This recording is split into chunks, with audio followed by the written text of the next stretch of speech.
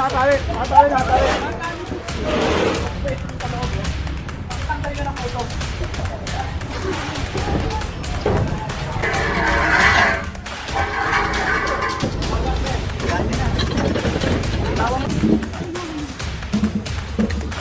Kunin yung paan mo. Kunin yung paa. Kuya, kunin yung paa. Laki-laki na unang pwesto yung salog. Nilalabas yung papo ba?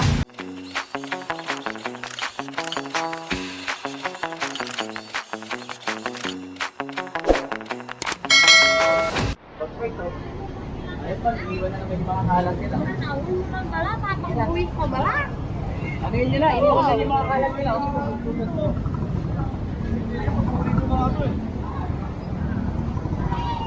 Yun nila yung mga kalat ng mga bossing natin. Nakakaya naman sa kanila.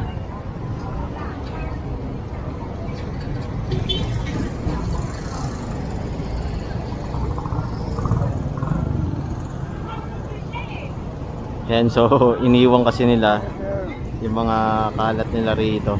Yung mga nagtitinda rito, yun kasi yung nagiging problema kaya lagi makalat ang Divisoria. After nila magtinda, hindi nila winawalisan, hindi nila nililinis.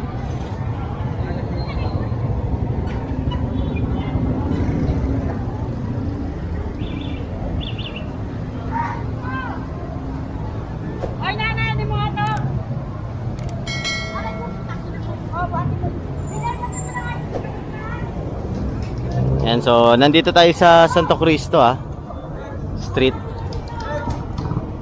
Tignan natin kung saan tayo didiretso. Tayo natin yung desisyon ni Boss Egay.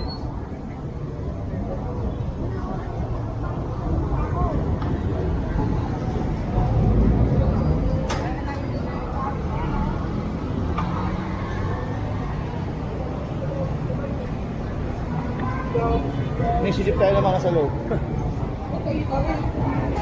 Isang araw, hindi ako malumulo. Bakit?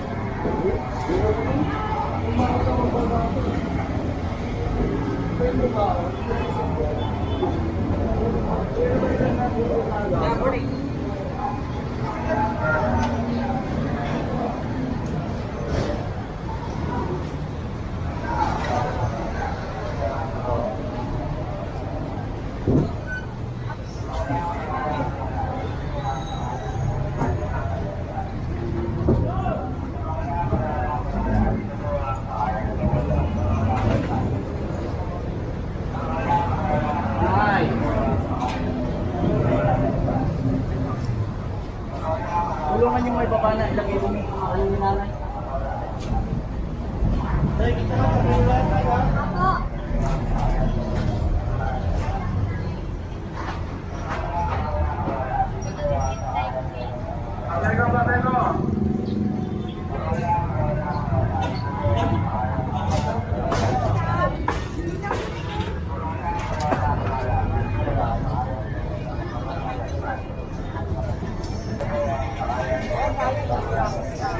Hi!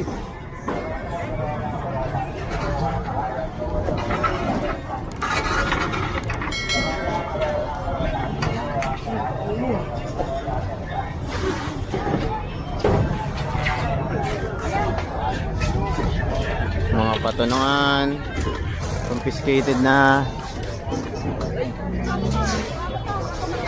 Ito na naman sila.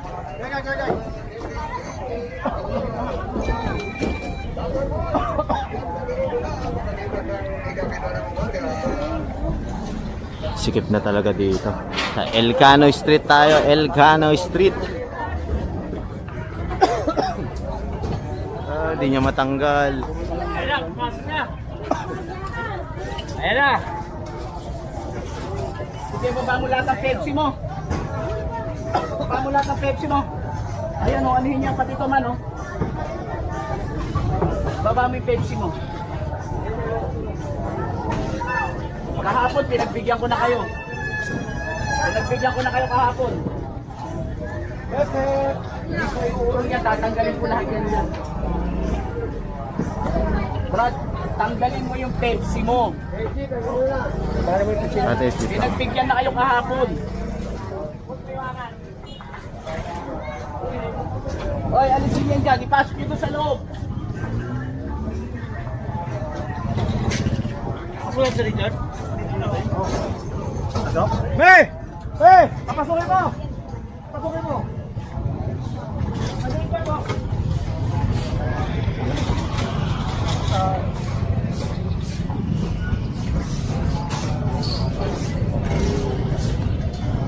Nakakarton. Man, patanggal nyo lahat yan dyan.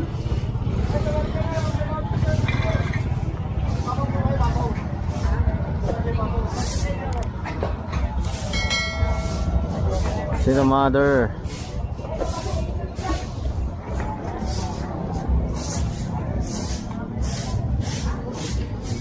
Tayo natin. Bali pinatatanggal yung Pepsi.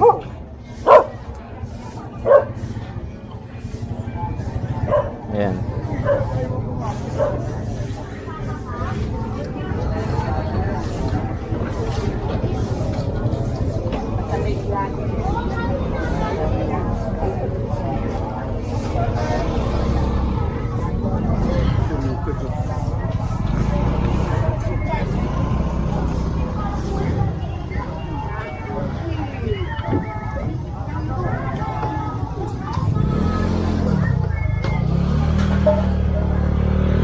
Dana.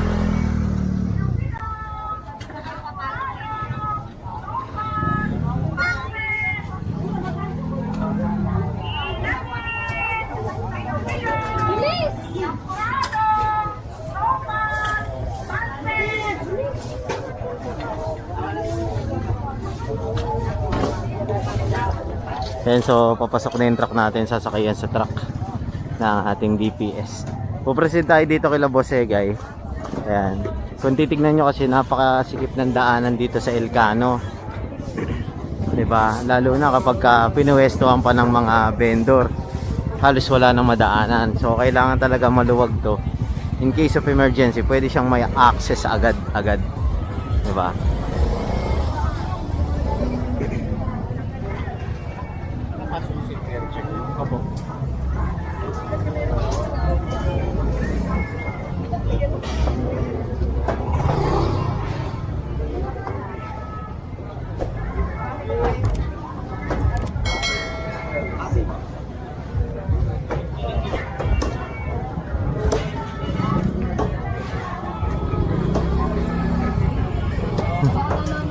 Ay, thank you po.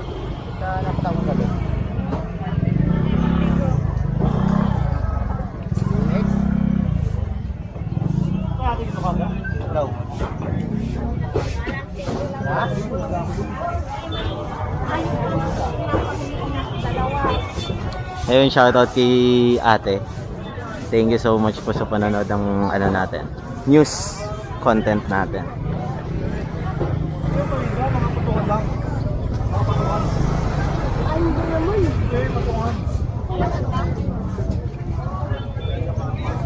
Ah, sige. Sige. Sige. Ito, walang madaanan, di ba? Tignan nyo.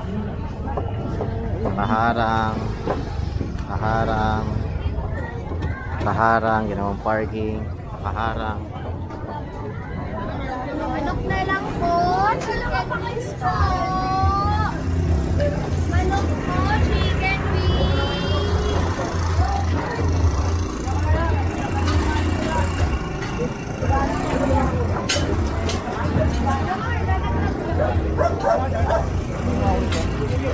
Lahat ng patungan ko ninyo. Para nakalagpas. Lahat ng patungan.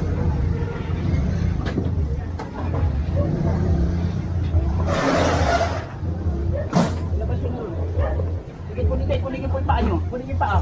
Kuya, kunin yung paa. Kunin yung paa ng ano.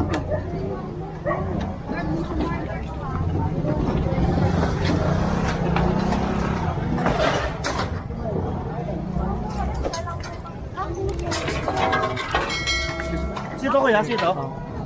Palipat mo na ito kuya, bata mga. Dadalhin ito lang eh. Papasok ito. Papasok ito lang. Paano lang kuya? Bagit lang po. Baka maano po. Hindi. Iwan mo na yung basura.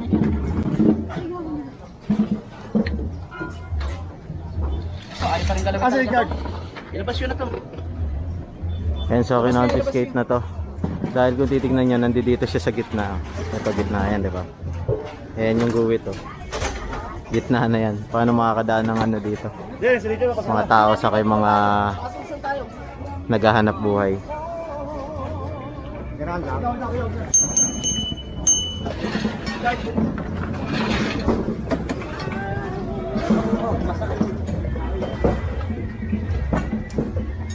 Ayun naman, no? So nyo po ilalagay ang kuya, wala naman kayo pang lalagyan. O pwede nyo pala ilagay sa ilalim. Sige, subukan natin ha. Nakasya po ba sa ilalim? Ano po? Kasya po yan, sir. Sir. Ilalim na. Bitawan mo na.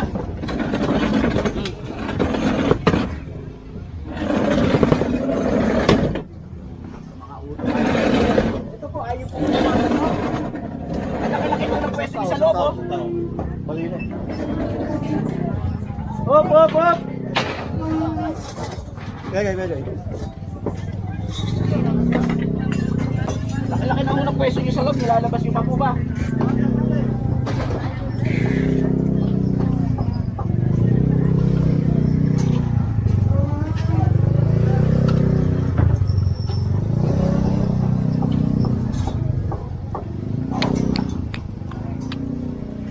Yun lang. Bali, nakapag-confiscate tayo dito ng patungan at lamesa. Ayan. Kasi kailangan talagang ano maging maluwag tong area na to eh. Ay. Ayos ba ate? Ayos, no?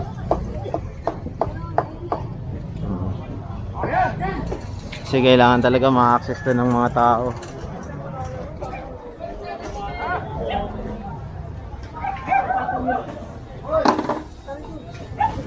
Ilang ikot na muna kami ito.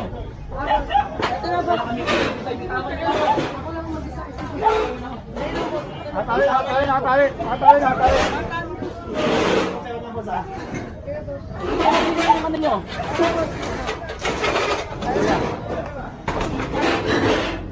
Hindi ho.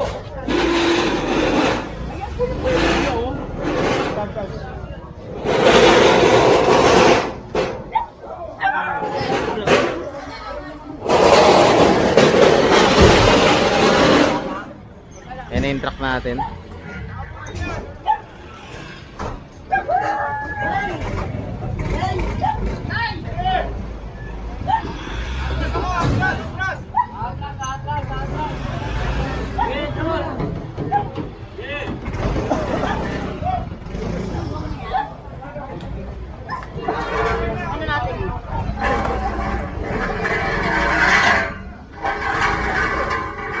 Ito pa. Sana namang patungan. Ilang beses na kasi sila sinasabihan rito. Matagal na panahon na sila pinagsasabihan rito, kaso hindi naman nakikinig eh. Yang sa atin lang naman is madaanan to ng maayos. Binigyan naman sila ng pwesto, may permit sila, kaso nag-i-extend kasi sila sa kalsada. Yun yung mali, 'di ba? Dapat kung hanggang saan lang yung pwesto mo, hindi ka na pwede mag-extend pa. Kasi yun lang yung nasa permit mo eh. Yan. Sa permit naman wala tayong problema, hindi natin sila pinakikialaman ron dahil yan, yung mga vendors natin dito, may mga permit yan. Yan. Kasi hindi lang naman silang nabubuhay rito. May mga kargador, 'di ba? Mga dumadaan. Paano kapag sobrang sikip ng kalsada? Paano naman yung mga kababayan natin 'yon, 'di ba? Hindi lang para sa vendor 'to. Para sa taong bayan rin. Para sa lahat.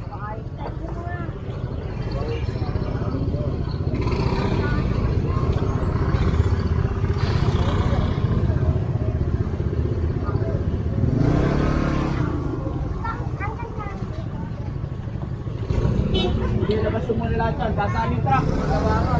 Nilabas po, oh. Di ba nakasya yung truck?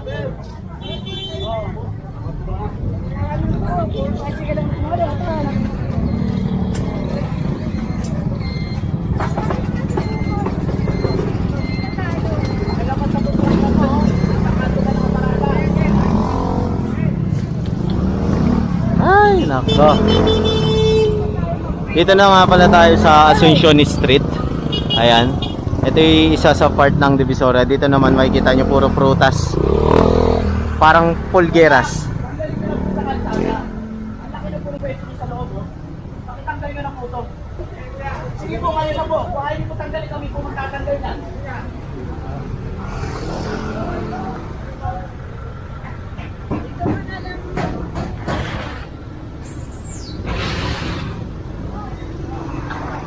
Dito meron si nanay. Ilang beses na natin pinagsabihan ito dito, di ba? Oo, boss. Paano wala na naman na siya dyan? Ewan natin, boss. Makukulit talaga eh. Pangatlo na to. Pangatlong araw na itong sinabihan natin siya. Makukulit talaga tao rito, boss eh. Hindi ko na. Buwan gagawin lang. Pag hinuli natin, sabihin wala tayong awa. Yun nga, boss eh. Hindi nila naunawaan eh. Ilang beses na sila pinagbibigyan. Pangalawang araw na. Tama ba ako? Tama ba, boss?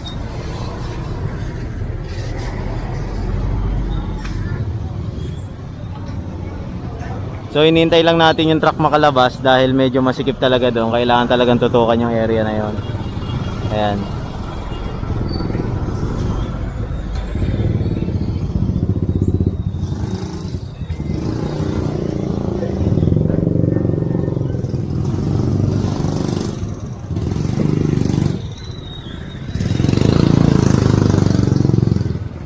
Dito. Laktaw-laktawan. Hindi, boss. Kahit ilang araw-araw natin sila, ang dami pa rin eh, no? Dami talagang pasawan.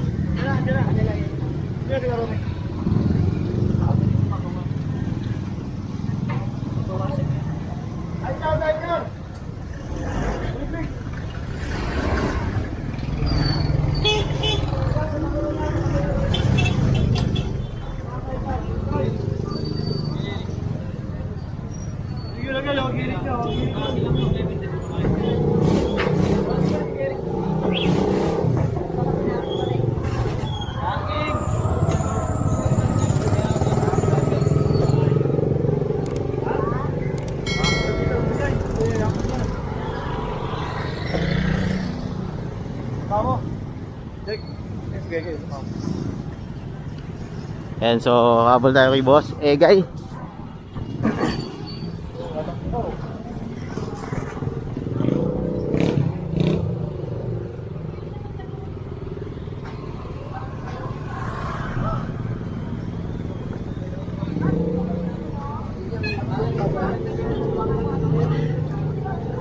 Palabas tayo ng Recto Avenue ulit. Kasi ang ginagawa natin, inisa-isa natin yung bawat street na narito sa kahabaan ng Recto. Tondo side Tondo side, District 1 tayo. Ayan, inisa-isa natin para ma-secure kung na-access pa siya ng taong bayan at pwedeng madaanan anytime ng mga sasakyan, emergency vehicle, etc. Ayan. Wala na boss dito yo. Kaya na parkingan na. Wala na sila.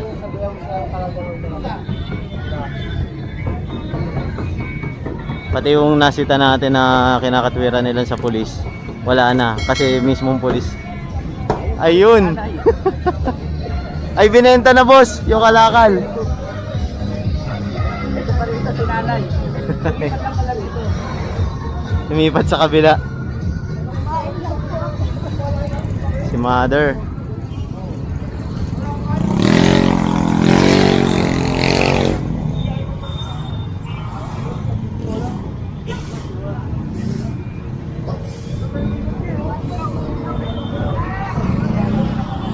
Maluwag dito ah.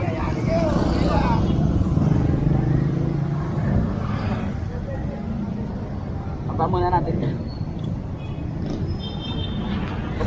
And so babalik na tayo sa opisina.